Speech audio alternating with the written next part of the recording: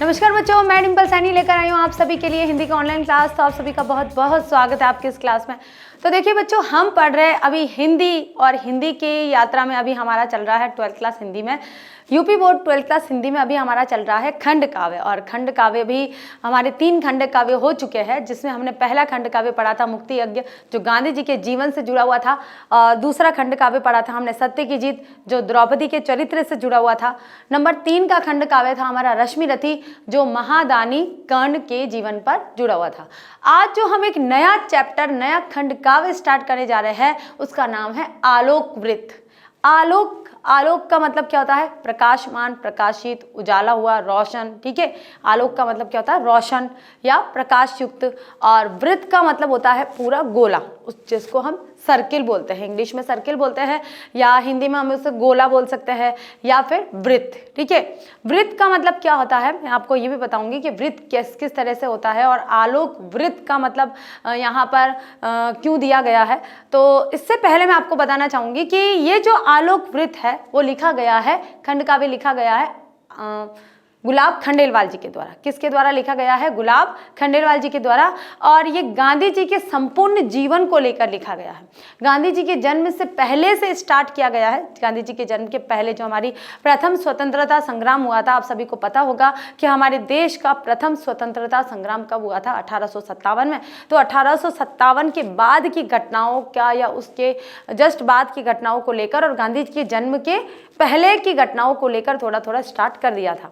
और उसके बाद जब हमारा स्वतंत्रता संग्राम हो जाता है, यानी कि हमें जब आज़ादी मिल जाती है सन 1947 में, जब हमारा देश स्वतंत्र हो जाता है, तब इस खंड काव्य का समापन हो जाता है, तब ये खंड काव्य समाप्त हो जाता है। उसके बीच में गांधी जी के जीवन से पहले के समय को लेकर और 1947 तक, 15 अगस्त 1947 तक के वृतांत को, पूरे विवरण को यहाँ इस खंड काव्य के माध्यम से प्रस्तुत करने का प्रयास करा है।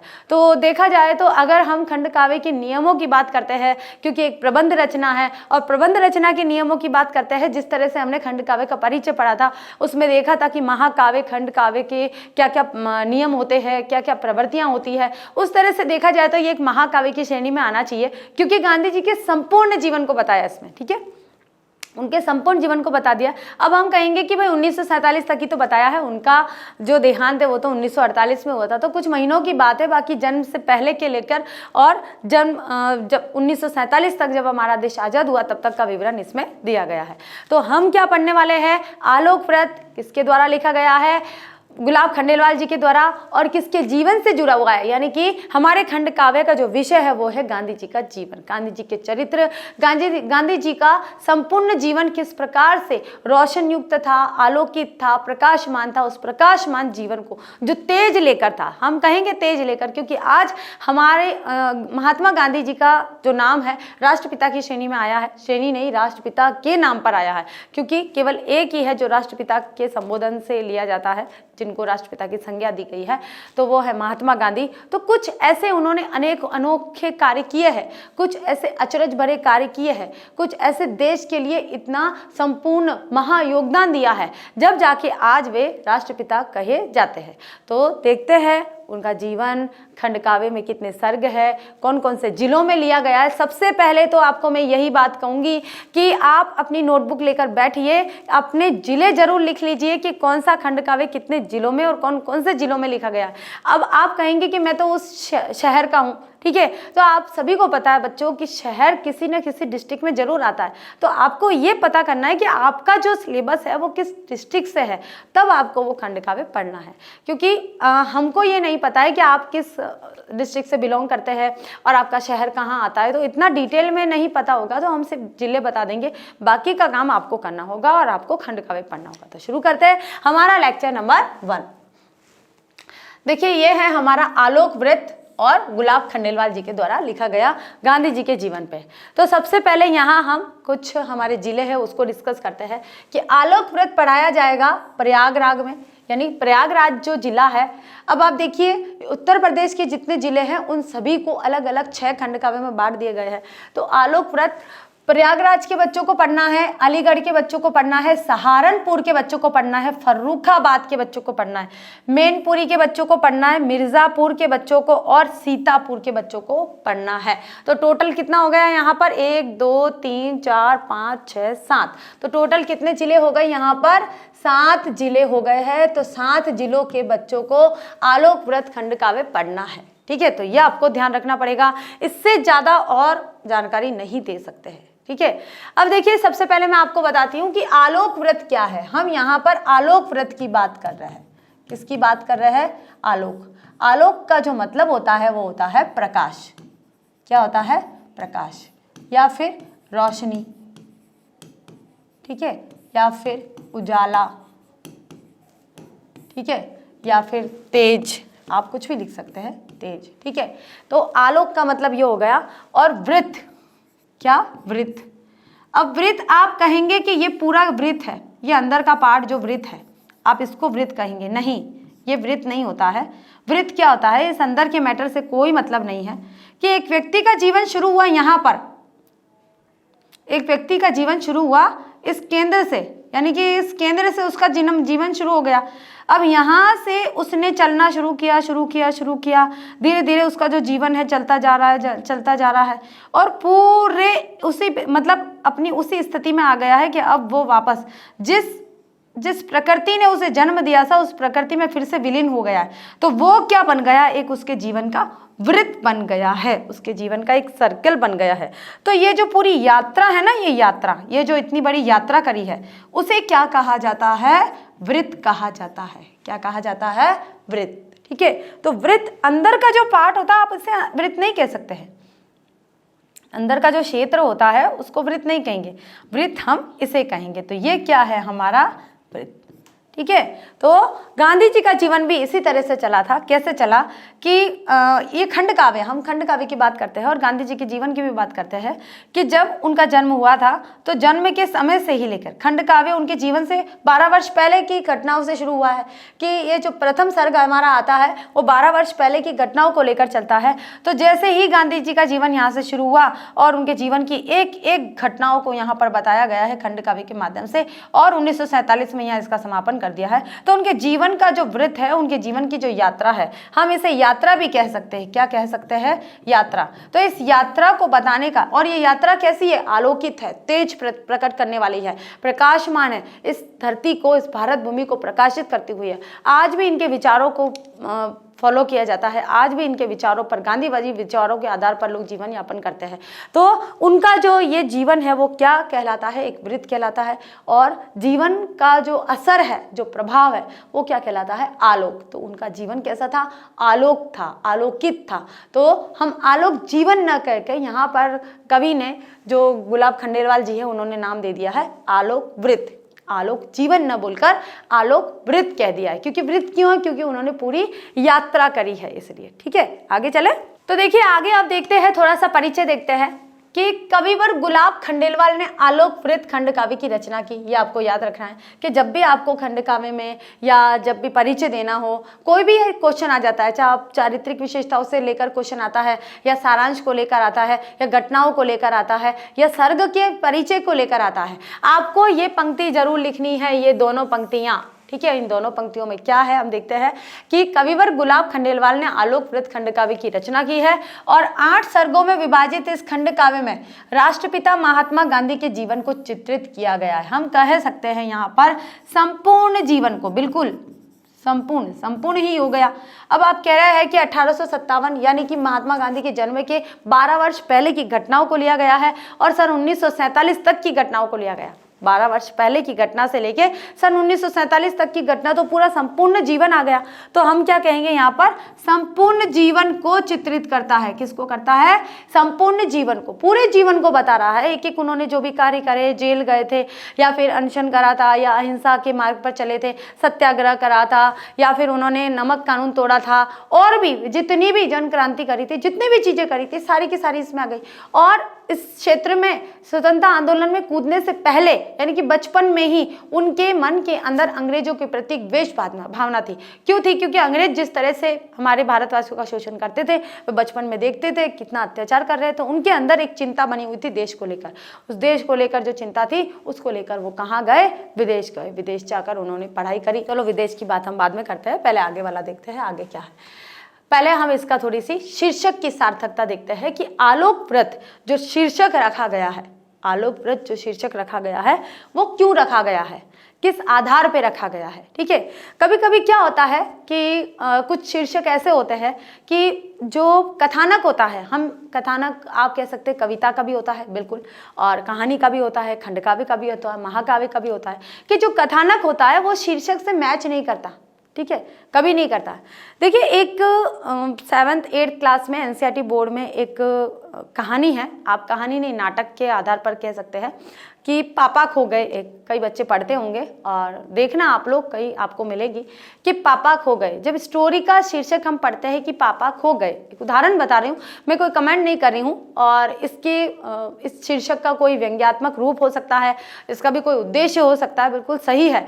लेकिन जब मैंने ये स्टोरी, ये जो नाटक था पूरा, ये पढ़ना शुरू किया था तो क्या हुआ था कि पापा खो गए एक शीर्षक है, तो मैंने सोचा भाई पापा खो गए होंगे, ऐसी वाली स्टोरी होगी।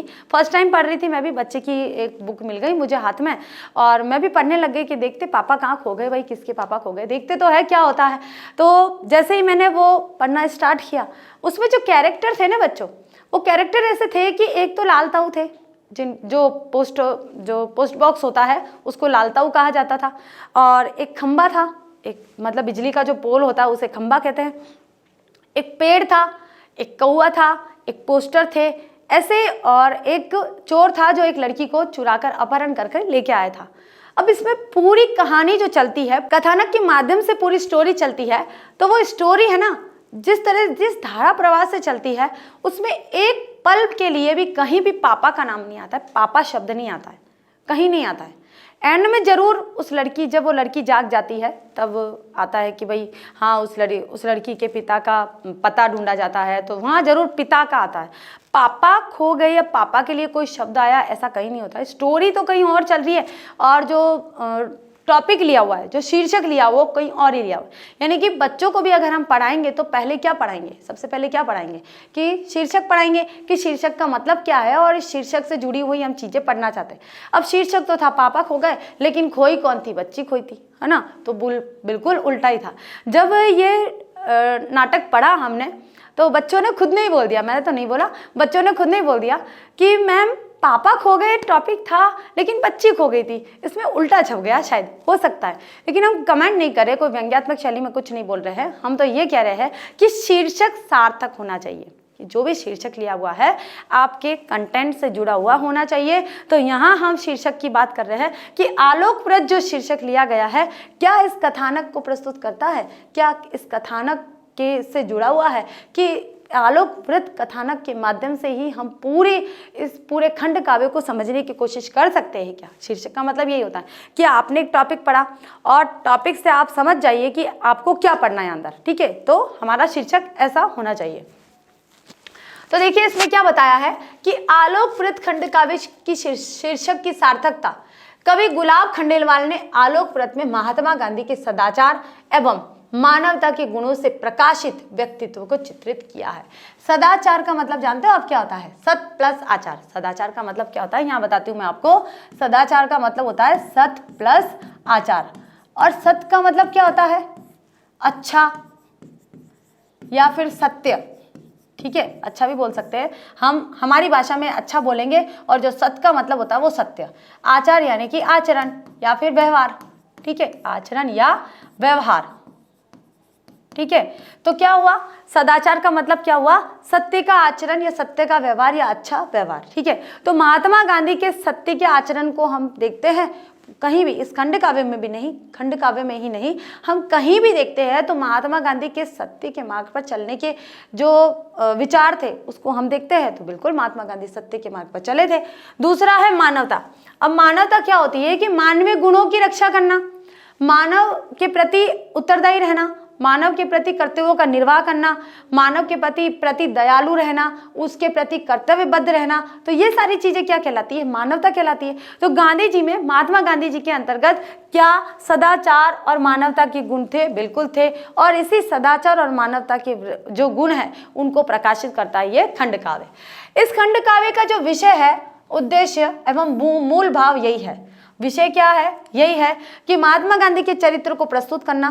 और महात्मा गांधी के चरित्र को आप कब प्रस्तुत करते हैं? जब शुरू से अंत तक की घटनाओं को लिखते हैं, उनके शुरू से अंत तक के जीवन को यहाँ लाते हैं, तो ही आप उनके चरित्र को प्रस्तुत करते हैं। ऐसा नहीं है बचपन में उनका चरित्र कैसा था, युवावस्था में कैसा था, या बाद में उनका कैसा हो गया है। अलग अलग कैटेगरी का है तो वो चरित्र थोड़ा सा भिन्न भिन्न हो जाएगा। लेकिन एक ही विचारधारा के साथ में कोई व्यक्ति अपना व्यक्तित्व स्थापित करता है, अलग अलग कार्यों से अपने जीवन का निर्वाह लोगों की सेवा में कर देता है, तो क्या उसका जो जीवन है वो आलोकित है या नहीं है? बिल्कुल है। खुद के जीवन में इस तरह के विचारों से आलोक करके, प्रकाश करके उसने दूसरों के जीवन में भी आलोकित करने का प्रयास करा है। उद्देश्य, अब उद्देश्य भी यही होना चाहिए। किसी भी व्यक्ति के जीवन का उद्देश्य या खंड काव्य का जो उद्देश्य वो है ना, यह होना चाहिए कि जिस विषय के ऊपर ये खंड काव्य लिखा जा रहा है वह विषय सदाचार के मार्ग पर है, मानवता के मार्ग पर है, या सामाजिक आर्थिक विषमताओं को दूर करने के मार्ग पर है या नहीं है, या सामाजिक विकास को लेकर है या नहीं है। ठीक है, तो ये शीर्षक का मूल भाव होता है और मूल भाव भी यही होता है। महात्मा गांधी के जीवन को हम प्रकाश स्वरूप कह सकते हैं। प्रकाश, अब देखिए बार बार ये प्रकाश शब्द आएगा। क्यों आएगा? क्योंकि आलोक का जो पर्यायवाची होता है वो प्रकाश होता है। क्या होता है? प्रकाश होता है।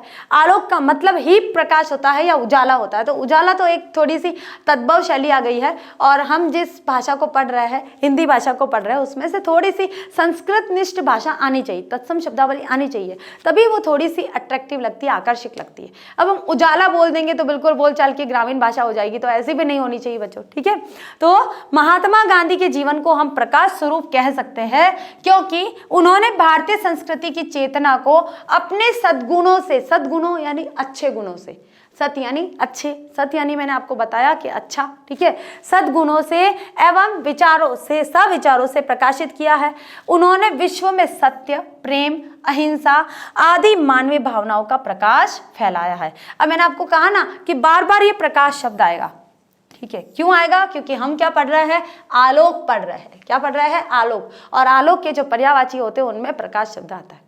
ठीक है, अब चलते हैं बच्चों हम आगे। अतः इस जीवन व्रत को आलोक व्रत कहा जा सकता है। जीवन व्रत आ गया। जीवन व्रत मैंने आपको क्या बताया था स्टार्टिंग में कि जीवन शुरू हुआ यहाँ से, जन्म से। कहाँ से हुआ? जन्म से शुरू हुआ। तो जन्म से शुरू होते होते होते युवावस्था में गए, युवावस्था में बचपन में आए, बचपन में होते होते होते होते धीरे धीरे धीरे धीरे उनकी जो यात्रा है वो 1947 स्वतंत्रता आंदोलन तक चल गई। तो स्वतंत्रता आंदोलन 1947 तक चली है, तो यहाँ उनका जो समाप्त हो गया। तो यहाँ तक की जो स्वतंत्रता प्राप्ति हो जाती है, यहाँ खंड काव्य समाप्त हो जाता है। और खंड काव्य नहीं भी समाप्त होता है तो 1947 में जो स्वतंत्रता मिली है तो उनका जो आंदोलन का, उनके जीवन का उन्होंने जो लक्ष्य बनाया था वो क्या था? स्वतंत्रता प्राप्ति। स्वतंत्रता प्राप्ति हो जाती है, उनके कार्य समाप्त हो जाते हैं। ठीक है, तो यहाँ एक व्रत बनता है या नहीं बनता है? हमारे जीवन का भी व्रत बनता है। हम भी जन्म लेते हैं और जन्म के बाद हमारा जो जो कार्य किया जाता है एक यात्रा चलती है, और वो यात्रा जिस व्रत को कंप्लीट करती है वो क्या कहलाता है? हमारा जीवन व्रत कहलाता है। ठीक है, यानी कि उस अंदर के पार्ट को व्रत नहीं बोलते बेटा, इसको कुछ नहीं बोलते हैं। इसे तो बहुत सारी परिधि बोलते हैं या क्षेत्रफल बोलते हैं। ऐसा मैथ्स मुझे कम आती है थोड़ी, अब क्या बोलते हैं आप समझ जाना। लेकिन इसको, ये जो रेखा है, ये जो रेखा ये कवर करती है, इसको क्या बोलते हैं? वृत्त। ठीक है, आगे देखिए कि इस दृष्टिकोण से यह शीर्षक उपयुक्त है और ये महात्मा गांधी के जीवन, उनके चरित्र, उनके गुणों, सिद्धांतों, दर्शन को पूर्ण रूपेण परिभाषित करता हुआ एक साहित्यिक एवं दार्शनिक शीर्षक है। अब शीर्षक आप ऐसे ही नहीं लिख सकते। हम उजाला नहीं लिख सकते थे, है ना, गांधी जी का उजाला या गांधी जी का प्रकाश युक्त जीवन, ऐसा कुछ नहीं लिख सकते थे। थोड़ा सा सटीक और साहित्यिक शैली में होना चाहिए और दार्शनिक शैली में। तो आलोक व्रत ये जो शीर्षक है वो सार्थक सिद्ध होता है। गांधी जी के चरित्र को अगर बताता है तो पूर्ण रूप से सार्थक सिद्ध होता है। तो शीर्षक की सार्थकता हमें बहुत पता होनी चाहिए कि जो शीर्षक दिया गया है वो क्या हमारे कथानक से जुड़ा हुआ है, उस कथानक को व्यक्त करता है, उस कथानक को प्रस्तुत करता है, उसके भाव को, उसके उद्देश्य को, उसके मूल भाव को, उसके विषय को प्रकट करता है या नहीं करता है, ऐसा हमारा जो शीर्षक है वो होना चाहिए। ठीक है, आगे चलते बच्चों। अब देखते हैं यहाँ हमारे सर्ग कि स्टार्टिंग में हमने पढ़ा था कि आलोक वृत्त खंड काव्य में 8 सर्ग है। कितने सर्ग है? 8 सर्ग। 8 सर्गों में महात्मा गांधी जी के पूरे जीवन को प्रस्तुत कर दिया। यहाँ पर 8 सर्गों में जितने भी महात्मा गांधी जी के जीवन में जितने भी उतार चढ़ाव आए थे, उन सारे उतार चढ़ाव को यहाँ पर प्रस्तुत कर दिया है। तो हम इनको बारी बारी से पहले एक्सप्लेन कर देंगे और उसके बाद में फिर हम इसका डिटेल जो वर्णनात्मक अध्ययन है वो पढ़ेंगे। ठीक है, तो पहला हमारा सर्ग आता है। यहाँ पर आपके सर्ग है और यहाँ विषय है कि पहले सर्ग में क्या है, दूसरे सर्ग में क्या है, तीसरे सर्ग में क्या है, चौथे में क्या है, 5वें, 6ठे, 7वें, 8वें में क्या है। तो सारे सर्ग आपको यहाँ दिए गए हैं। तो पहला सर्ग है हमारा प्रथम सर्ग, जिसका नाम है, अब देखिए हर सर्ग का नाम है बच्चों। आपको ऐसा नहीं कि प्रथम सर्ग में क्या लिखा, नहीं, उसका नाम पता होना चाहिए कि प्रथम सर्ग का नाम क्या है। भारत का अतीत, भारत का अतीत, कि भारत का अतीत कब से, गांधी जी के जन्म से पहले, जन्म से पूर्व, क्या लिखेंगे हम, जन्म से पूर्व। ठीक है, पूर्व यानी 12 वर्ष पूर्व। अब इस खंड काव्य में हमारा जो स्वतंत्रता आंदोलन है वो तो बहुत पहले से शुरू हो चुका है। 1857 में प्रथम स्वतंत्रता संग्राम हुआ था, लेकिन उससे पहले ही जब अंग्रेज लोग आए थे, तब से ही लोग तो यहाँ पर आज़ाद होना चाहते थे। जब अंग्रेजों ने अपनी जड़ें इस धरती पर जमा ली थी, तब से ही वे तो आज़ाद होना चाहते थे। और आज़ादी के लिए कई लोगों ने धीरे धीरे, पहले क्या था कि एक एक लोग जो आंदोलन कर सकता था, पर्टिकुलर व्यक्ति आवाज़ उठाता था, तो उसको तो भाई जो अंग्रेज लोग थे इतनी बड़ी महासेना लेके आए हुए थे तो वो तो दबा देते थे। लेकिन जो एक ग्रुप में, हम कह सकते हैं कि ग्रुप में एक प्रथम स्वतंत्रता संग्राम शुरू हुआ था, महासंग्राम हुआ था, वो 1857 में ही हुआ था। तो यहाँ बताया है कि भारत का अतीत, भारत के अतीत को, भारत का अतीत तो बहुत पहले है, ईसा पूर्व से चल रहा है, लेकिन ईसा पूर्व के इतिहास को नहीं लिया है। यहाँ पर सिर्फ और सिर्फ उन जो महात्मा गांधी हैं उनके जन्म के 12 वर्ष पहले का इतिहास लिया गया है। तो 12 वर्ष पहले 1857 की क्रांति क्यों असफल हुई थी, उसकी क्रांति हुई थी, और क्रांति के बाद में अंग्रेजों का क्या रुख हो गया था, और 12 वर्ष पहले महात्मा गांधी के जन्म के 12 वर्ष पहले भी क्या चेंजेस हुए थे, वो सारे के सारी चीज़ें इस प्रथम सर्ग में बताई गई है भारत के अतीत के रूप में। तो भारत के अतीत में महात्मा गांधी के जन्म के 12 वर्ष पहले की बातें और महात्मा गांधी के जन्म के समय से पहले की बातें, ये सारी चीज़ें यहाँ पर बताई गई है। अब आता है हमारा दूसरा सर्ग। तो दूसरा सर्ग का नाम क्या है, गांधी जी का प्रारंभिक जीवन। अब गांधी जी का प्रारंभिक जीवन क्या है कि उनके जन्म से लेकर और उनके प्रारंभिक जीवन में, जब बचपन में थे, छोटे थे, तो जन्म हुआ, भाई थोड़े बड़े हुए, 5 साल के हुए, 6 साल के हुए, 7 साल के हुए, 8 साल के हुए, तो ऐसे थोड़े 12-13 साल के हो गए बच्चे। ठीक है, उसके बाद में जब प्रारंभिक जीवन में इसके अंतर्गत इनका विवाह भी आता है, कस्तूरबा गांधी के साथ उनका विवाह हुआ था, वो भी जो क्षण है वो इसी के अंतर्गत आता है। ठीक है, तो क्या हुआ था, और इंग्लैंड गए थे, और जब ये इंग्लैंड गए थे यानी कि तब भी प्रारंभिक जीवन को ही इसमें उन घटनाओं को रख दिया गया है। तो गांधी जी के प्रारंभिक जीवन में जन्म से लेकर, और जब वे पहली बार विदेश गए थे, ठीक है, अपने पिता का देहांत होने के बाद में जब वे पहली बार माता की आज्ञा से विदेश गए थे और विदेश में जाने के बाद वापस आए थे, तब तक का वर्णन इसमें दिया गया है। तब तक का पूरा वर्णन इसमें दिया गया है कि गांधी जी का जन्म होता है। बचपन में वे देखते हैं कि अंग्रेजों द्वारा किए गए अत्याचारों से उनके मन में एक चिंता आ जाती है, और चिंता के कारण वे मन में सोचते हैं कि मैं भी शक्तिशाली बनूं, मैं थोड़ा, क्योंकि ब्राह्मण कुल के थे गांधी जी, तो वे सोचते थे कि मैं शक्तिशाली बनूं, मैं ताकतवर बनूं। इसलिए उन्होंने क्या करा, बचपन में ये सोचा कि जो मांस खाता है वो ताकतवर हो जाता है, क्योंकि अंग्रेज लोग मांस खाते थे इसलिए उनके अंदर ताकत थी। तो उन्होंने क्या करा कि चोरी करके और छुप छुप के मांस खरीद कर खाना शुरू किया। फिर उन्हें थोड़ी सी ग्लानि हुई, खुद से ही ग्लानि हुई कि मैं ये क्या कर रहा हूँ, मैं ये सब क्या कर रहा हूँ, ये सब मेरे धर्म में नहीं है, मेरी संस्कृति में नहीं है। तो सारी बातें उन्होंने अपने पिता को बता दी। उनके पिता के द्वारा जब गांधी जी द्वारा स्वयं ये बताया गया अपनी गलतियों के बारे में, तो उनके पिता खुश हो गए, प्रसन्न हो गए कि मेरे बच्चे द्वारा खुद गलतियों को स्वीकार कर लिया गया है, अपनी जितनी भी गलतियाँ थी, जो दोष थे उनको स्वीकार कर लिया गया है। यही बहुत बड़ी बात होती है। और बच्चों सही में बहुत बड़ी बात होती है, क्योंकि एक बड़ा आदमी तो कोई भी बन सकता है, बड़ा आदमी आपको हर जगह मिल जाएगा, लेकिन एक अच्छा व्यक्ति, अच्छा आदमी आपको नहीं मिलेगा।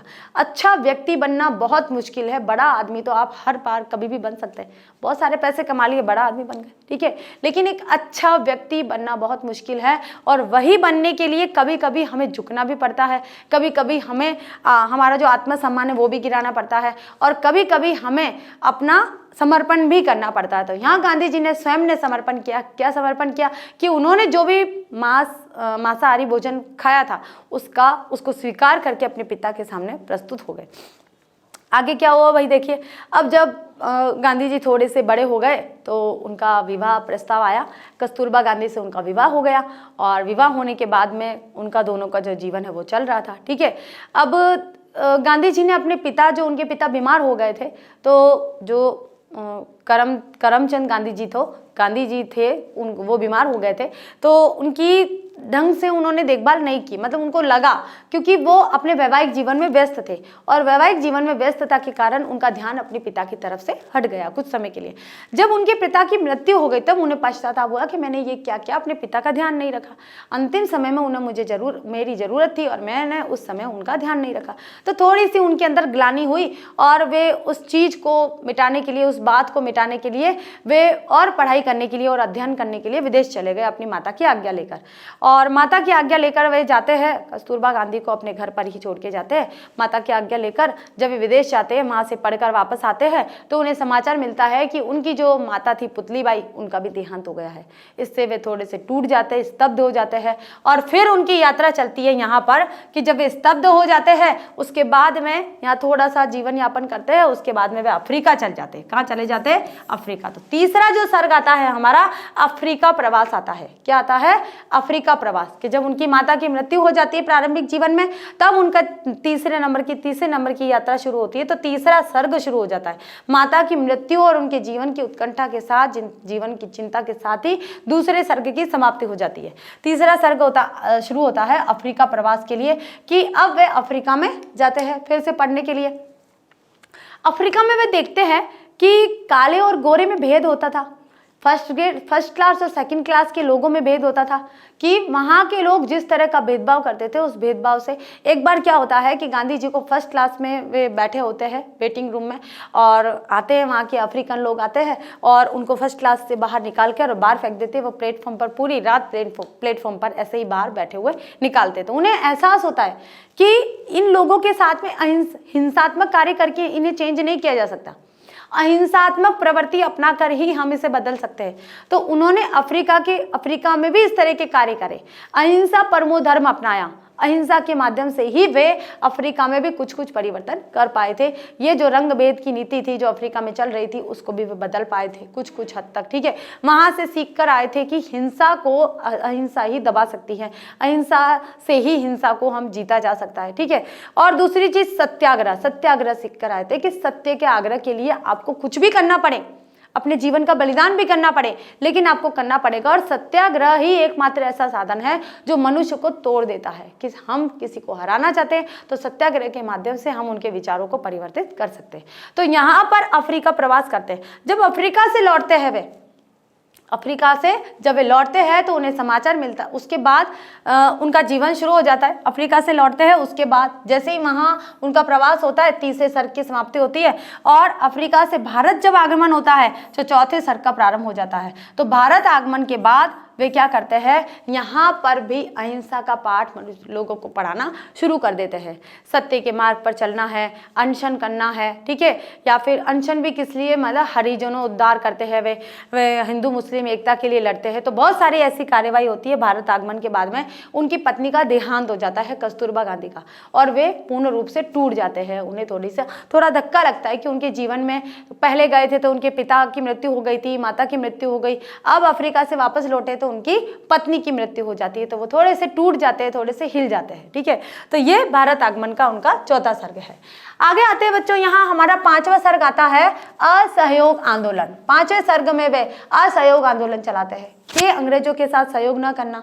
इसके अंतर्गत जितनी भी नीतियां होती है, और जब भारत वापस आते हैं भारत वापस आगमन की जो घटना है उसके अंदर वे कई अधिवेशन करते हैं, ठीक है। अधिवेशनों में वे नागपुर अधिवेशन करते हैं, ठीक है।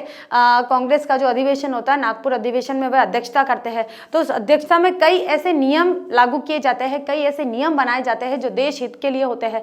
उनके साथ में जैसे ही भारत आगमन होता है उनका, उनके साथ में मोतीलाल नेहरू आ जाते हैं, ठीक है, और वल्लभ भाई पटेल आ जाते हैं। ऐसे बहुत से जो नेता है वो भी उनके साथ सम्मिलित हो जाते हैं। तो जितने भी स्वतंत्रता सेनानी थे वो सभी गांधी जी के साथ में शुरू हो जाते हैं। तो भारत आगमन के बाद में वे अहिंसा और सत्य के मार्ग पर चलने का पाठ पढ़ाते हैं मनुष्यों को। भारतवासियों को कहते हैं कि सत्य के मार्ग पर अड़िग रहो, हिंसा मत करो। अगर आपके साथ हिंसा हो रही है तो आप अहिंसा का जवाब दो, अहिंसा के रूप में हिंसा का जवाब दोगे तो हो सकता है सामने वाले का हृदय परिवर्तन। उनका मानना था कि अहिंसा से हम हृदय परिवर्तन कर सकते हैं और हृदय परिवर्तन से ही हम हमारा भला कर सकते हैं, ठीक है। इसके बाद देखिए यहाँ 5वें सर्ग का हमने डिस्कस किया कि असहयोग आंदोलन शुरू हो जाता है।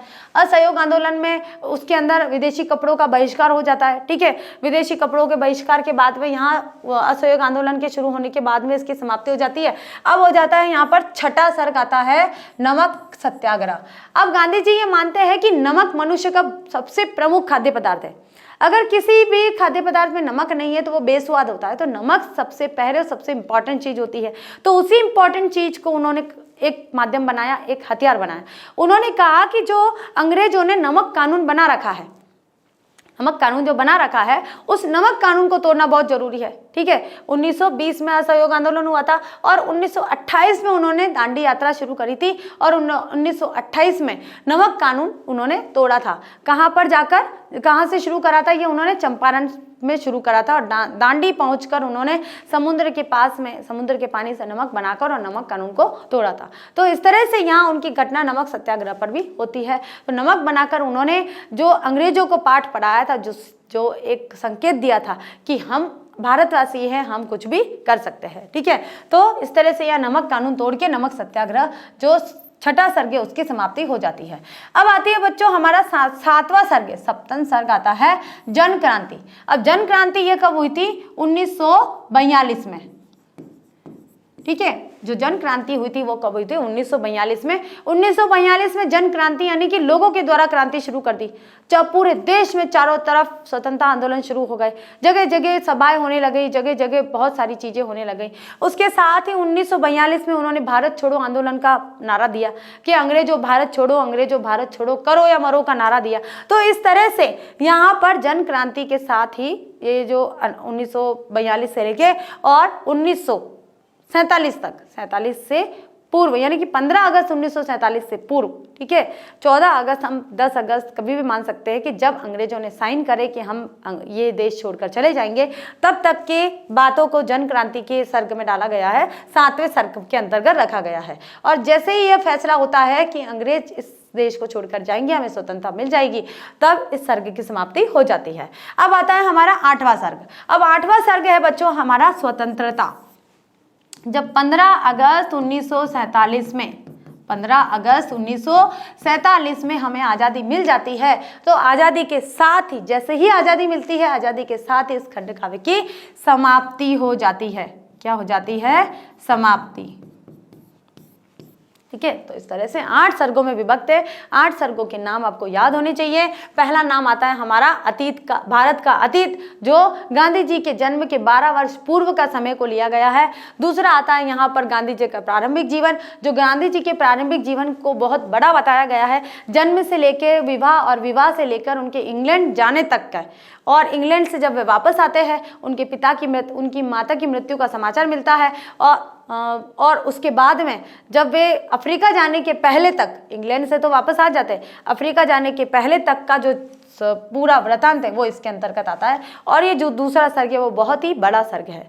नंबर 3 पर आता है अफ्रीका प्रवास। अफ्रीका में उनके साथ किस तरह का रंगभेद नीति के साथ अमानवीय व्यवहार किया जाता है वो यहाँ पर बताया गया है। नंबर 4 में आता है जब अफ्रीका से फिर वापस भारत लौटते हैं और भारत लौटने के बाद में संपूर्ण रूप से अपने जीवन को देश के हित के रूप में समर्पित कर देते हैं, तो वो सारी चीजें भारत आगमन के साथ में आ जाती है। नंबर 5 में आता है असहयोग आंदोलन।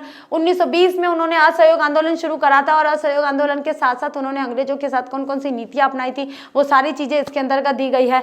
नंबर 6 पर आता है नमक सत्याग्रह, जो दांडी यात्रा के नाम से भी जाना जाता है। 1928 में उन्होंने दांडी यात्रा शुरू करी थी और नमक कानून तोड़ने के लिए दांडी यात्रा शुरू करी थी और दांडी स्थान पर जाकर समुद्र में नमक बनाकर और नमक कानून को तोड़ा था। उसके बाद आता है बच्चों 1942 में 7वां सर्ग आता है जन क्रांति।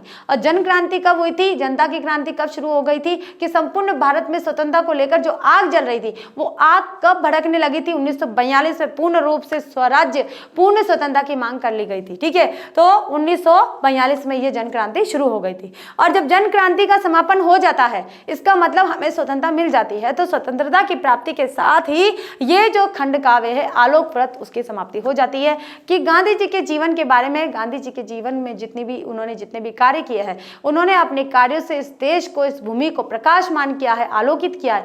खुद हमारे भारत भूमि को आलोकित करने के साथ में उनका संपूर्ण जीवन भी आलोकित है। कहीं भी कोई ऐसी चीज नहीं है जहां पर हमें लगे कि गांधी जी का जो प्रकाश है वो थोड़ा सा दबता हुआ सा नजर आता है। इसीलिए इस खंड काव्य का जो नाम है वो रखा गया है आलोक वृत्त। ठीक है, तो ये हमारे सारे खंड काव्य डिस्कस हो चुके हैं, सारे सर्ग।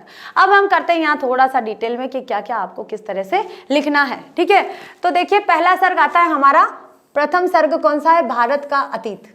ये आता है हमारा भारत का अतीत कि कवि भारत के स्वर्णिम अतीत का वर्णन कर तत्कालिक भारत की दशा का वर्णन करता है और इसमें नई मानवता का जयघोष है गया है और गुलाम भारत के जागरण की आवाज ऊंची की है। देश गुलामी की जंजीरों में जकड़ा था।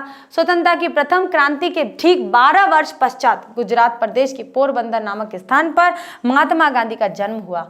गांधी जी के जन्म के साथ ही प्रथम सर्ग का समाप्ति हो जाती है। जैसे ही उनका जन्म होता है 12 वर्ष के पहले तक की घटनाओं को लेकर और जन्म के साथ ही पहले सर्ग की समाप्ति हो जाती है। आगे देखते हैं बच्चों द्वितीय सर्ग, गांधी जी का प्रारंभिक जीवन। यह हमारा दूसरा सर्ग है और ये इसका नाम है गांधी जी का प्रारंभिक जीवन।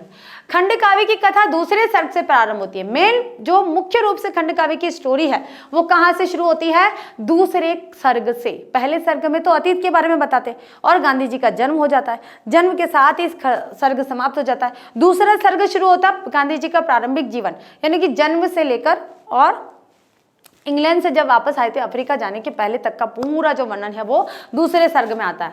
तो खंड काव्य की कथा दूसरे सर्ग से प्रारंभ होती है। मोहनदास करमचंद गांधी के मन में गोरे शासन के विरुद्ध बचपन से ही चिंता व्याप्त हो जाती है। अंग्रेजों से टक्कर लेने के लिए अपने को शक्तिशाली बनाना चाहते हैं और इसके लिए वे मांसाहार करने की सोचते हैं। मांसाहार यानी कि मांस खाने की सोचते हैं।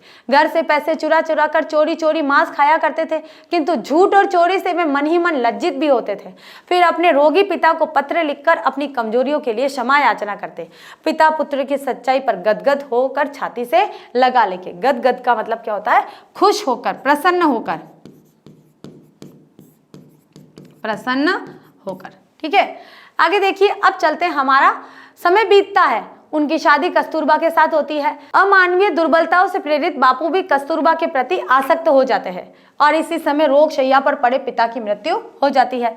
बापू को इसका आघात पहुंचता है। आघात का मतलब होता है दुख होता है और वे आत्मचिंतन व पश्चाताप करते हैं। पुरानी परंपराओं को तोड़कर उच्च शिक्षा के लिए बापू अपनी माता पुतलीबाई से आज्ञा लेकर विदेश जाते हैं और वहां अपनी माता को दिए गए वचन के अनुसार वे बराबर मद्य, मांस और मदिरा आदि से बचते हैं। वे माता को वचन देते हैं कि न तो मैं वहां विदेश में जाकर कोई मद्यपान करूंगा, न कोई मांसाहार करूंगा और न मैं मदिरा आदि का सेवन करूंगा। तो इस तरह से यहाँ वे कहते हैं। एक बार पोर्ट इसमें शाकाहारी सम्मेलन के प्रतिनिधि के रूप में एक कलुषित स्थान पर पहुंच जाते हैं। कलुषित का मतलब क्या होता है, एक बुरे स्थान पर, गलत स्थान पर। कलुषित यानी कि बदनाम स्थान पर। कलुषित का मतलब वो बोल सकते हैं हम बदनाम स्थान पर। ठीक है, जहां भगवान की कृपा से पथ भ्रष्ट का मतलब क्या होता है, राह से भटकना, राह से भटकना, यानी कि राह से भटकते होते होते बच जाते हैं। अध्ययन समाप्त करके बापू स्वदेश लौटते हैं, किंतु माता पुतलीबाई का देहांत हो चुका रहता है। वह माता के लिए व्याकुल हो उठते हैं। आगे देखिए बच्चों, अब आता है हमारा तीसरा सर्ग कि दूसरे सर्ग में क्या होता है, उनका प्रारंभिक जीवन बीतता है, वे मांसाहार करते हैं बचपन में, पिता की मृत्यु हो जाती है, उसके बाद माता की आज्ञा से वे विदेश जाते हैं, वहाँ से अध्ययन करके जब लौटते हैं तो उनकी माता का देहांत हुआ ऐसा समाचार मिलता है। वे व्याकुल हो जाते हैं, थोड़े से बेचैन हो जाते हैं। अब तीसरा सर्ग क्या है, अफ्रीका प्रवास। उसके बाद में बापू कहाँ जाते हैं, अफ्रीका में जाते हैं। माता की देहांत हो जाता है लेकिन वे व्याकुल हो जाते हैं और फिर अपने उच्च अध्ययन के लिए कहाँ जाते हैं, अफ्रीका जाते हैं। बापू अफ्रीका जाते हैं, वहां एक गोरा यात्री जाड़े की रात में प्रथम श्रेणी के डिब्बे से बापू को बाहर निकाल देता है। वे रात भर प्लेटफॉर्म पर ठिठुरते हैं और भारतवासियों की हीना अवस्था के संबंध में चिंतन करते हैं। वे सोचते हैं कि भारतवासियों की कितनी हीन अवस्था है, यहाँ पर भारतीयों के साथ कितना अमानवीय व्यवहार किया जाता है। तो वे मन ही मन चिंतन करते हुए सोचते हैं और क्या कहते हैं, देखो, आत्मा बटी विचार बटे, बट गई जातियां दलदल में, मानवता बंध गई इसी मिथ्या अभिमान से छल में, रंग देखकर ही तन का क्या यह लघु महत बनाता है, नहीं मनुज ही अपमानित हो रहा मनुज निर्माता है। आगे देखिए बच्चों, बापू विचार मंथन करके, विचार मंथन क्या होता है, विचारों के साथ उधेड़-बुन करना, विचार करना, अंदर ही अंदर मनन करना, चिंतन करना, उसे क्या कहते हैं, मंथन। मंथन का मतलब क्या होता है, ऐसे मथना, ठीक है। तो ऐसे ही विचारों को मथते हैं, सही गलत क्या है, सत्य असत्य क्या है, धर्म अधर्म क्या है, इन सारी चीजों को वे मथते हैं। और मंथन के बाद में क्या निकलता है कि बापू विचार मंथन करके अहिंसा को हिंसा से शक्तिशाली मानते हैं। अब क्या हुआ भाई, अहिंसा से अब हिंसात्मक चीजों के ऊपर अहिंसा सबसे ऊपर होती है, ये उन्होंने कब जाना कि जब उन्होंने सही और गलत को देखा, ठीक है। मारपीट के साथ में जो चुप रहने वाला व्यक्ति है उसको भी देखा, मतलब बहुत सारे विचारों का मंथन करा। अब मंथन करते ही जब क्या निकलता है, मंथन यानी कि जब हम दही और छाछ को मथते हैं, मंथन मथते हैं तो क्या निकलता है, घी निकलता है। और घी क्या होता है, बहुत इंपॉर्टेंट चीज होती है, महंगा होता है, बहुमूल्य होता है, ठीक है। ऐसा यानी कि जो खास तत्व होता है, जो सार तत्व होता है, वो क्या होता है, घी होता है। इसी तरह से यहाँ बापू ने विचारों का मंथन किया। विचारों में सही गलत भी थे, सही विचार भी थे, गलत विचार भी थे, उच्च विचार भी थे, नीच विचार भी थे, अंग्रेजों की नीतियां भी थी और भारतीयों के सिद्धांत भी थे, उसूल भी थे। उन्होंने सारे विचारों का मंथन किया और मंथन करके उनका जो निष्कर्ष निकल कर आया है, जो घी रूप में निकल कर आया, वो क्या निकल कर आया, अहिंसा। अब अहिंसा के द्वारा उन्होंने अहिंसा को हिंसा से ज्यादा शक्तिशाली माना। उनके विचार थे कि कोई आपके एक गाल पर चाटा मारता है तो आप दूसरा गाल आगे कर दो, उसको शर्म आ जाएगी कि नहीं अगला एक और मार रहा है इसलिए मैं नहीं करूंगा, ठीक है। आपने कभी एक फिल्म देखी होगी मुन्ना भाई MBBS। अब मुन्ना बहुत पुरानी बच्चों, शायद कई बच्चों ने देखी होगी, कई बच्चों ने नहीं देखी होगी, और हो सकता है अभी बोल रही हूँ तो कई बच्चे देखने चल जाएंगे या अभी यूट्यूब पे ढूंढ लेंगे, ठीक है। तो उसमें क्या होता है कि मुन्ना भाई जो थे, संजय दत्त होते हैं, तो पहले बहुत ज़्यादा गुंडे होते हैं वो, एक तरह के, है ना, दादा बोलते हैं ना, वैसे वो होते हैं। तो वो क्या करते हैं, सबके साथ में भाई मतलब सबको डरा धमका के रखते हैं। अब उनको मेडिकल में आना है, उनको तो डॉक्टर बनना है। अब डॉक्टर क्यों बनना है, क्योंकि वे जिससे प्रेम करने लग गए हैं वो खुद डॉक्टर है, तो उनको भी डॉक्टर बनना है। डॉक्टर बनने के लिए वो ये इनके इन प्रकार मतलब कि जैसे तैसे सही गलत कुछ नहीं देखते हैं और एंट्रेंस देते हैं, पास हो जाते हैं और डॉक्टरी करना शुरू कर लेते हैं, ठीक है। अब क्या होता है भाई कि गांधीवादी विचारों को लेकर चलते वो। अब गांधीवादी विचार क्या होता है, गांधी जी क्या सोचते थे, कहते गांधी जी के विचारों पर चलो। इसके लिए वो एक लाइब्रेरी में जाते हैं और वहाँ जितनी भी गांधी जी के उपलक्ष्य में जितनी भी किताबें थी उन सबको पढ़ डालते हैं और उनको लगता है कि अब मैं खुद, उनको गांधी जी साक्षात दिखने लग जाते हैं। फिल्म में ये कोई सत्य घटना नहीं बच्चों, मैं भी एक काल्पनिक चीज बता रही हूँ। ऐसा नहीं है कि मैम बता रही है तो हाँ ऐसा ही होता है तो हम भी ऐसा ही करें, ऐसी बात नहीं है। तो अब गांधीवादी विचारों पे कैसे चलते हैं कि वो लोगों को भी बताते हैं, रेडियो स्टेशन पे काम करते हैं और लोग बोलते हैं कि एक व्यक्ति है जो मेरे घर के दरवाजे पे डेली गुटखा खा के थूकता है भाई, तो मैं क्या करूँ उसका, मैं साफ कर मैं उसको क्या कह के थक गया, मैं लड़ाई भी कर लिया है और वह एक गुंडा है और मैं उसको ज़्यादा बोल नहीं सकता हूँ, ठीक है। तो वो क्या बोलते हैं कि उसको भाई तुम गांधीवादी विचारों पर चलो। और गांधीवादी जो विचार है वो इस तरह के है कि वो जब थूकता है ना उसके सामने उसको साफ करो, तो वो उसके सामने साफ करता है तो एक दो बार और थूकता है, उसके बाद बंद कर देता है। उसको शर्म आ जाती है, अरे ये मेरी इंसल्ट कर रहा है साफ करके, इसको तो फर्क ही नहीं पड़ रहा है। कि जब हमें किसी चीज का फर्क नहीं पड़ेगा तो सामने वाला अपने आप अपने कार्यों को रोक लेगा, जो भी अकृत्य है, कुकृत्य है, जो बुरे कार्य है उनको रोक लेगा। तो ये होती है गांधीवादी विचारधारा और अहिंसात्मक विचारधारा। तो एक बार क्या होता है, उसी में ये बताया गया है आप कहेंगे कि मैम फिल्म बहुत देखती है, ऐसी बात नहीं है, सभी देखते हैं, लेकिन कुछ चीज़ें दिमाग में रह जाती है। उदाहरण के लिए कि उसी में क्या होता है कि कुछ गुंडे होते हैं, वो एक घर को खाली करवाते हैं मारकूट करके, तो घर वाले कुछ नहीं करते, वो बस सामने उस घर के सामने बैठ जाते हैं, बहुत देर तक बैठ जाते हैं और आंदोलन कुछ नहीं करते, बस अहिंसात्मक कार्य करते हैं कि वो चुपचाप शांत बैठ जाते हैं। धीरे धीरे सब सही हो जाता है, ठीक है। तो ऐसे ही विचारधारा यहाँ बताई है कि गांधी जी ने हिंसा के ऊपर अहिंसा को शक्तिशाली बताया है कि अहिंसा यानी कि आप जब अहिंसा नहीं करोगे, आपके साथ में हिंसा हो रही है और बदले में आप हिंसा कर रहे हो तो वो और ज़्यादा बढ़ जाएगा। लेकिन जब कोई आपके साथ हिंसा कर रहा हो और आप उसका जवाब अहिंसा से दे रहे हो, चुप रह रहे हो, आप उसको कुछ नहीं बोल रहे हो, मार खा रहे हो, तो वो एक समय आएगा जब वो छूट जाएगा कि जब उसको लगेगा कि नहीं अब मुझे नहीं मानना, ये तो कुछ कर ही नहीं रहा, ये तो बदले में कुछ कर ही नहीं रहा। जब हम किसी प्रकार का कोई रिएक्शन नहीं करते हैं तब हमारे साथ हिंसा होती है, ठीक है। यानी कि जब हमें एक जने ने मारा और हम उसके बदले फिर उससे मार रहे हैं तो क्या होगा, वो लड़ाई ज़्यादा बढ़ जाएगी, वो एक युद्ध टाइप हो जाएगा। अगर किसी ने मारा और हम चुप हो गए, कुछ बोला ही नहीं है, तो उसका हाथ वहीं रुक जाएगा, वो आगे नहीं बढ़ेगा। ये गांधी जी के विचार थे। वे निश्चय करते हैं कि प्रेम और अहिंसा द्वारा मैं शत्रुओं का हृदय परिवर्तन करूंगा, पाश्विक शक्तियों के आगे आत्मशक्ति को जगाऊंगा, इससे कठिनाई आने पर भले ही मुझे सूली पर चलना पड़े।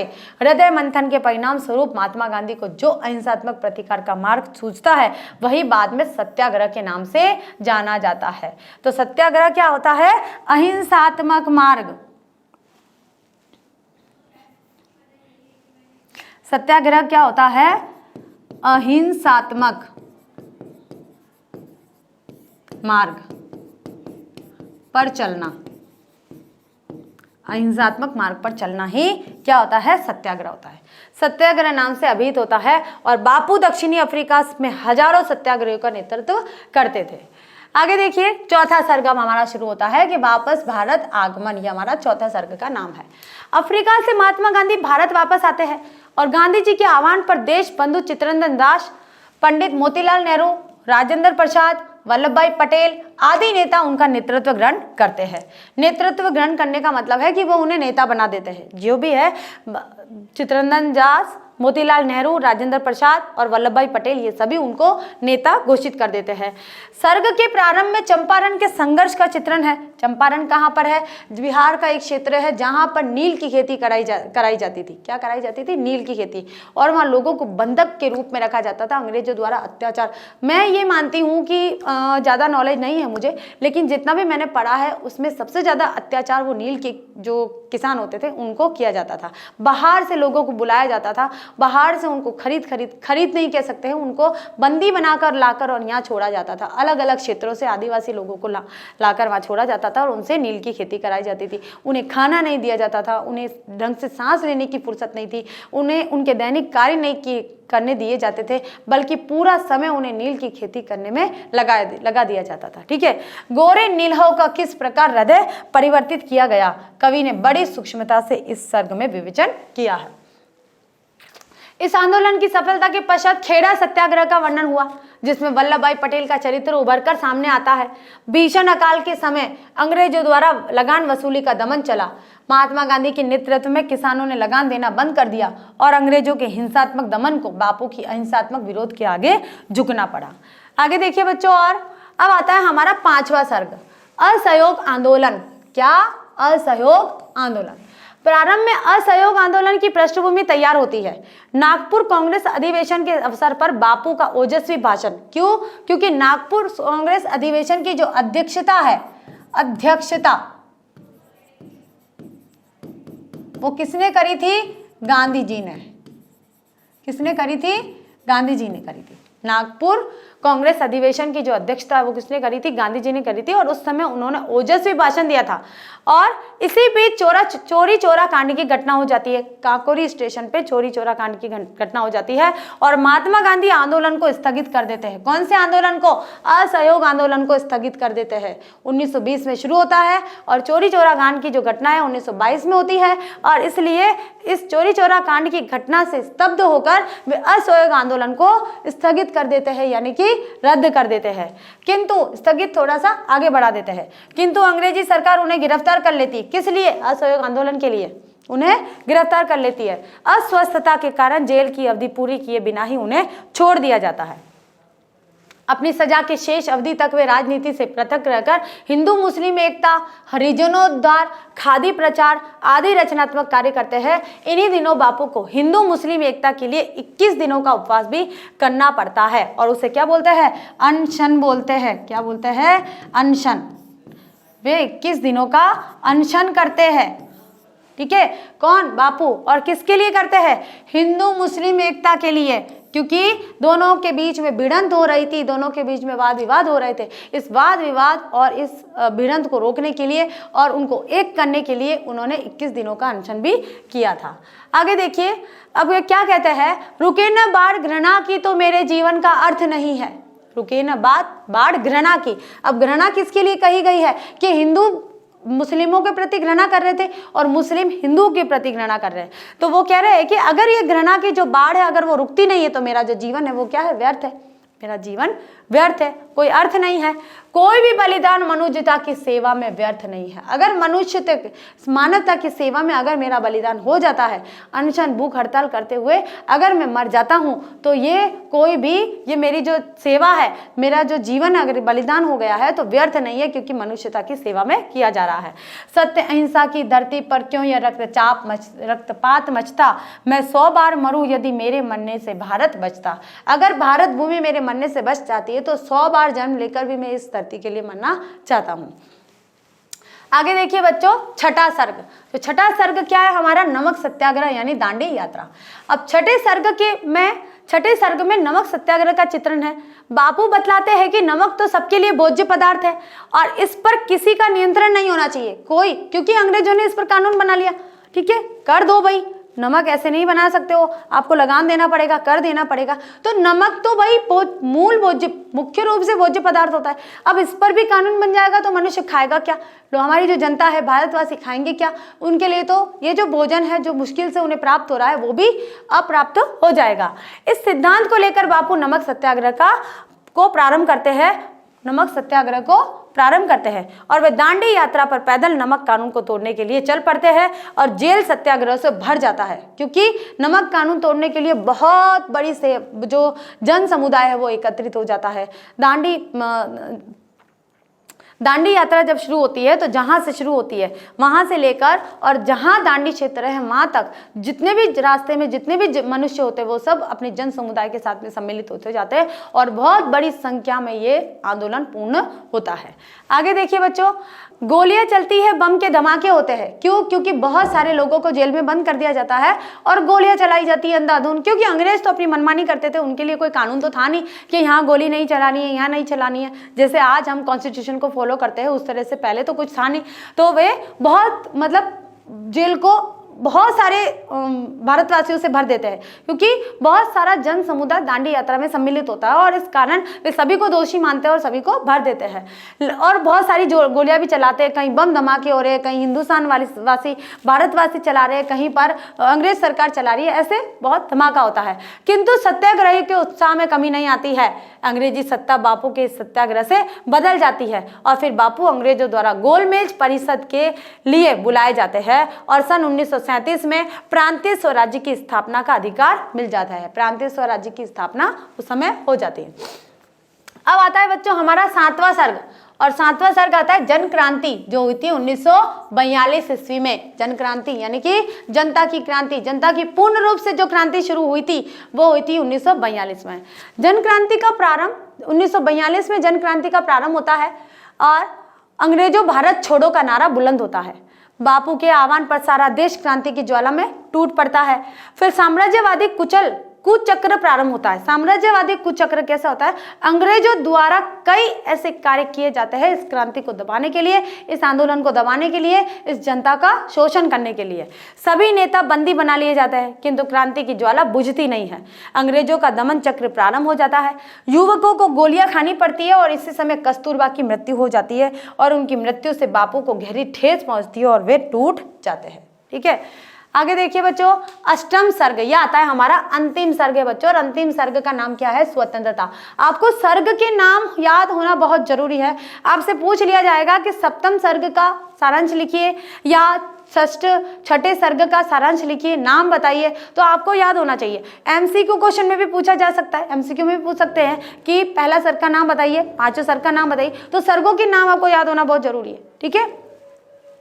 आखिर अंत में देश स्वतंत्र होता है और आकाश में तिरंगा फहराने लगता है, किंतु देशव्यापी हिंसात्मक सांप्रदायिक उपद्रव से बापू दुखी हो जाते हैं। कौन से उपद्रव से? सांप्रदायिक। कौन सा उपद्रव है? यहाँ पर किस बात के लिए संकेत किया जा रहा है? ये संकेत किया जा रहा है विभाजन की तरफ। किसकी तरफ संकेत किया जा रहा है? विभाजन। विभाजन समझते हैं ना, ये पाकिस्तान और हिंदुस्तान का विभाजन, और इस विभाजन के फलस्वरूप जो जनता ने त्रासदी झेली है, मुझे नहीं लगता है इस संसार में कोई ऐसी त्रासदी कहीं और होगी, तो इस त्रासदी की बात की जा रही है। किंतु देशव्यापी तिरंगा फहरा गया तो फिर गांधी जी को प्रसन्न हो जाना चाहिए था, लेकिन देशव्यापी, देश के अंदर हिंसात्मक सांप्रदायिक उपद्रव से बापू दुखी हो जाते हैं। इसी विभाजन की त्रासदी, हम यहाँ लिखेंगे विभाजन की त्रासदी, इस त्रासदी से बापू दुखी हो जाते हैं। वे भगवान से प्रार्थना करते हैं कि भगवान इस देश को सच्चा मार्ग दिखलाओ, मुझ में ऐसी शक्ति दो कि मैं इन्हें शांत कर सकूं। क्या शांत कर सकूं? कैसे शांत कर सकूं? जो उपद्रव हो रहा था, यानी कि जो हिंदू लोग थे वो मुसलमान के प्रति, और जो मुसलमान लोग थे वो हिंदू के प्रति जो अत्याचार कर रहे थे, जो मारकाट कर रहे थे। क्या हमें ये प्रश्न हमें अपने आप से पूछना चाहिए कि जो हम हमारे ही लोगों के प्रति या हमारे ही, क्योंकि इस देश को आज़ादी दिलाने के लिए किसी पर्टिकुलर एक धर्म का सहयोग नहीं है, इसमें जितने भी लोग रह रहे थे सभी का सहयोग था, सभी ने मिलकर आज़ादी की क्रांति को पूर्ण किया है, आज़ादी के प्रति लड़ाई लड़ी है, आज़ादी के प्रति बलिदान भी दिए हैं। कई ऐसे बलिदानी हैं जिनमें हम मुस्लिम संप्रदाय के लोगों को देखते हैं, कई ऐसे बलिदानी हैं हिंदू को भी देखते हैं, सिखों को भी देखते हैं, तो सभी को देख रहे हैं, तो सभी का सहयोग था, इस भूमि को आज़ाद कराने में सभी का सहयोग था। तो फिर ऐसी क्या बात हो गई कि आपस में ही लड़ने लग गए, और इस तरह से लड़ने लगे कि अगर ऐसा जुनून, जैसे सांप्रदायिक उपद्रव को करने में जो जुनून दिखाया लोगों ने, वह जुनून अगर 1947 से पहले दिखाया होता तो हो सकता है ये देश कब का आज़ाद हो गया होता। तो वो जो ताकत हम हमारे अपनों पर दिखाते हैं, वो ताकत अगर हम हमारे विरोधियों पर दिखाए तो हम उस विरोधियों को हम ये बता सकते हैं कि हम कमज़ोर नहीं हैं, हम अभी भी एक है, ठीक है। आगे देखिए क्या कहा है इस बात के, यहाँ क्या है कि मुझ में ऐसी शक्ति दो कि मैं इन्हें शांत कर सकूं और विषमता फूट मिथ्याचार भागे। विषमता यानी कि जो भेदभाव है वो दूर होकर, मिथ्याचार जो उनके मन के अंदर जो बुरे विचार है वो भागे, सभी का हो उदय नवज्योति जागे, विजित हो प्यार में तक्षक विशेले, दयामय विश्व में सद्भाव फैले। और बापू की प्रार्थना के साथ खंड काव्य की कथा समाप्त हो जाती है। तो ये था हमारा खंड काव्य आलोक वृत्त, और आलोक वृत्त खंड काव्य का जो नाम है, आलोक वृत्त शीर्षक की सार्थकता पूरे सर्गों को जब हम पढ़ते हैं, 8 सर्गों की व्याख्या करते हैं, तो हमें समझ में आ जाता है कि आलोक वृत्त जो नाम है वो बिल्कुल सार्थक सिद्ध होता है, ठीक है। तो इसी के साथ देखिए बच्चों, आज हमारा UP board 12th class Hindi का जो चौथा खंड काव्य है आलोक वृत्त, वो पढ़ लिया है, उसको अच्छी तरह से हमने डिस्कस कर लिया है, और आगे की जो कड़ी में हम इससे जुड़े हुए काफ़ी प्रश्न उत्तर लेकर आएंगे जो एग्जाम की दृष्टि से महत्वपूर्ण है। आपको इन सारे खंड काव्यों, इन सारे सर्गों का नाम याद रखना है, और सर्गों में भी सर्ग का नाम भी याद रखना है, सर्ग नाम के साथ सर्ग की संख्या भी याद रखनी है। आपको ये याद रखना है कि ये जो आलोक वृत्त खंड काव्य है ये किनके द्वारा लिखा गया है? गुलाब खंडेलवाल के द्वारा लिखा गया है। और सबसे पहले जो याद रखना है वो याद रखना है कि आपका ये खंड काव्य कौन से जिले में आता है, हमें कौन से जिले का खंड काव्य पढ़ना है, मेन चीज तो यह है, तब आप बाकी की चीजें पढ़ पाएंगे। तो इसी के साथ आज की क्लास समाप्त होती है, अगली क्लास में फिर से जल्दी से मिलते हैं, तब तक के लिए थैंक यू।